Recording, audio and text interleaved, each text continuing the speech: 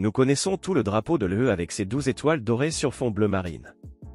Il représente mieux que tout autre symbole l'unité européenne et est l'un des drapeaux les plus connus au monde. Mais si je vous disais que le drapeau de l'UE a failli ressembler à ça? Ou quelque chose comme ça?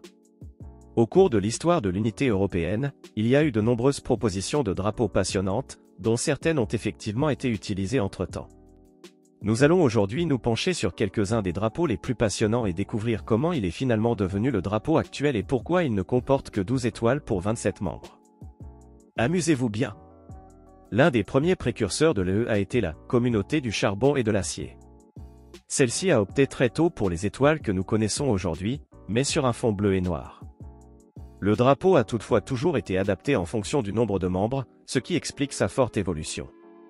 Ensuite, il y a eu l'Union de l'Europe occidentale, qui était plutôt une organisation militaire et qui a été fondée par la France, la Grande-Bretagne, la Belgique, les Pays-Bas, le Luxembourg et le Luxembourg.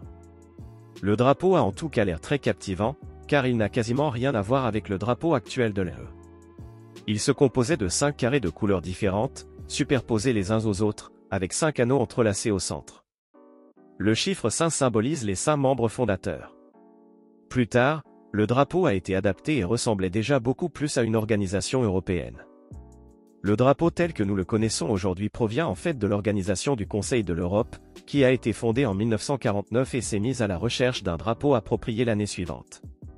Un appel d'offres a été lancé et 200 propositions différentes ont été soumises, dont 10 ont été retenues. Nous allons examiner quelques-unes de ces propositions. La première proposition était le drapeau de l'Union pan-européenne. Il s'agissait d'une association politique basée à Vienne, qui s'est engagée dès 1922 en faveur d'une unification européenne et qui est donc considérée comme le plus ancien précurseur de l'UE. Elle a été persécutée et finalement dissoute sous le régime nazi. Mais elle devait renaître après la guerre. Le drapeau se présentait comme suit, le soleil doré symbolisant les Lumières et la croix rouge l'humanité. Mais la Turquie, qui avait à l'époque une perspective d'adhésion plus forte, s'opposa fermement à une telle proposition de croix dans le drapeau. La proposition suivante émanait du gendre de Winston Churchill. Ce drapeau représentait un E vert sur un fond blanc. Il a déjà été utilisé lors de plusieurs conférences économiques européennes. Le E représentait l'Europe, mais il était considéré par beaucoup comme trop émotionnel et symboliquement faible, si bien qu'il fut plus tard raillé comme le caleçon de Churchill.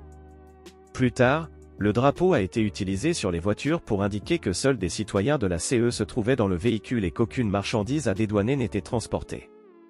Et puis, quelques politiciens européens se sont associés pour présenter le drapeau suivant, qui rappelle intentionnellement fortement les anneaux olympiques. Comme le drapeau olympique, il devait rappeler l'union des différents pays.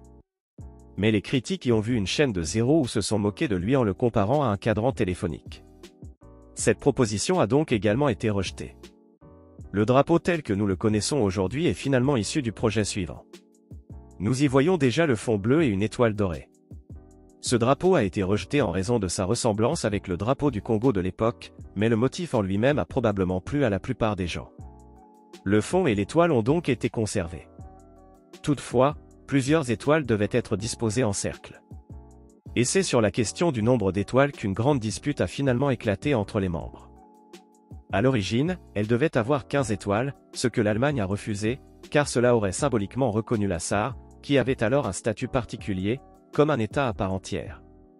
La France, elle, ne voulait pas accepter les 14 étoiles. Elle ne voulait pas non plus prendre la 13, car elle est considérée comme un chiffre de malheur. C'est ainsi que l'on a finalement opté pour les 12 étoiles, telles que nous les connaissons aujourd'hui. D'abord utilisée par le Conseil de l'Europe, elle est devenue dans les années 80 le symbole officiel de toutes les institutions européennes et est ainsi devenue le drapeau officiel de l'UE.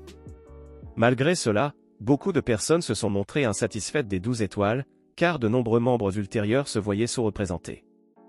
Et c'est ainsi que de nouvelles propositions ont vu le jour, notamment au début des années 2000, lorsque de nombreux membres du bloc de l'Est ont adhéré. C'est ainsi que Romano Prodi, alors président de la Commission européenne, a chargé un bureau d'architectes de redessiner le drapeau de l'UE. Et c'est ainsi qu'est né le projet suivant, qui rappelle fortement un code-barre. Les bandes verticales devaient toutefois représenter les couleurs des drapeaux des États membres. La proposition a toutefois été fortement critiquée et l'on a fait remarquer que le drapeau mettait à nouveau trop en avant les États-nations, ce qui devait être surmonté par l'unification européenne. La proposition a donc finalement été rejetée et le drapeau tel que nous le connaissons est resté en usage jusqu'à aujourd'hui.